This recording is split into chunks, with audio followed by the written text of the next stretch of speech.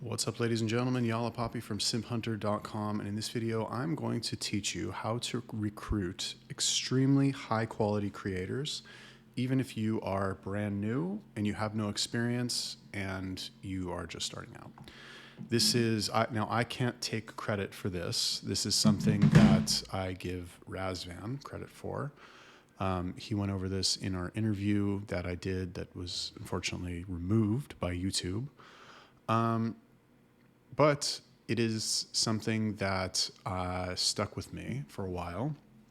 And I recently thought about it. I forget why it popped into my head, but it's a good enough tip that I thought I would make its own video for it. So here's what you do.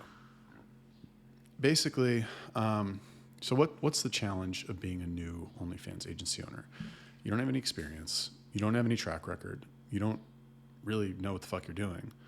And it's hard for you to get your start, right? And that people can kind of tell.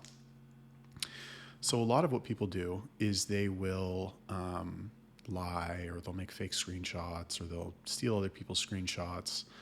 And I understand that. That's what I did in the beginning, to be perfectly honest with you. But I believe there is a better way to do it. And I'm going to tell you what the better way is right now. And this is not just like slightly better. This is way better.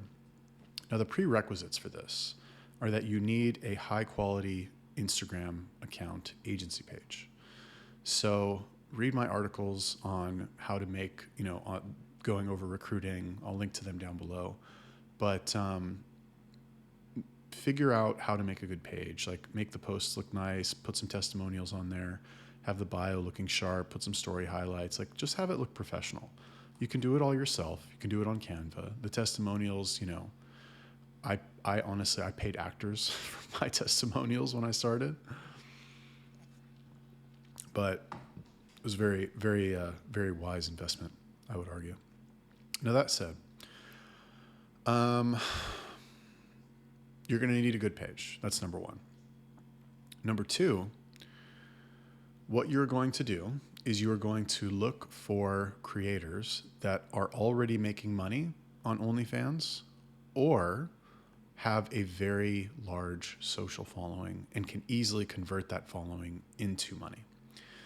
So those are kind of like the 1-2 punch of a high quality creator, I would say. I'm not talking about attitude. I'm not talking about personality. I'm not talking about are they easy to work with? Are they reliable or anything like that? But the main things that you want are that they're already making money, preferably through an audience that they control, or that they at least just have the audience. If she's got 300,000 followers on Instagram and all her reels get 50,000 views and she uploads reels every day, all she needs to do is like set up the page, put a link in her bio, and that's it. That's literally it. That's all she needs to do. So assuming she has a male audience and she's, that kind of creator. So this type of thing can be very useful. Now, when you reach out to them, this is kind of the tricky part. So what I would recommend that you do, and you can experiment with the wording here, but what you want to say is you want to say, hey, I'm an OnlyFans agency. I really like your page. I would like to work for you for free for 2 days, 3 days, a week. And I'll handle the chats. I'll sell the content. You keep all the money. I don't want any of the money. I just want to show you that I can do a good job, that our agency can do a good job. If after that you decide you want to continue working with us, then here are the terms, or then we can talk about it. And what this will do, because if you think about it, there's no risk to the creator. She's not risking anything, right? What is she risking? Yeah, maybe you go into the account and you act like a fucking retard, but you can put her mind at ease by getting on a Zoom call and talking to her on Zoom and showing her that you're not retarded and that like you understand the rules. And I mean, if you can talk the talk a little bit, if she asks you, do you have any experience with this? Have you ever done this before? You're welcome to, if you feel like you can lie effectively and you want to try and fake it, that's up to you.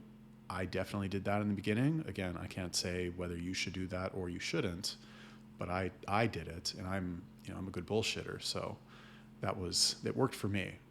However, If you don't do that, if you want to just tell the truth and be like, listen, I've never done this before, but I know a lot about it. I research it every day. All my friends do it. I've got all this, I want to get into it. And, one girl will give you a chance. It probably would work better on a page where she doesn't, that's new, where she doesn't have a lot of traction yet.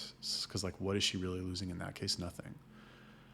But if she has a page and it's just being neglected and she's not answering the chats because she's overwhelmed, that can also work. Because, like, there's nobody on there anyway. And I mean, you might think these girls are dumb, but they're smart enough to understand that like it's worth giving you switched on, well put together, intelligent man on there to try to do something.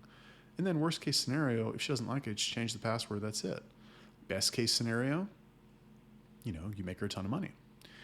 And, if you want to maximize the strategy, like let's say you want, so starting out, you should do one Instagram page, agency page, and message girls from there, right? If you want to scale it, you can hire a VA, you can set up more Instagram accounts to message from, and you can bring in a higher volume of creators. So, that's the tip. Short video today, but let me know what you think about that. Leave me a comment, like the video, subscribe if you have not subscribed already, and I will see you in the next one.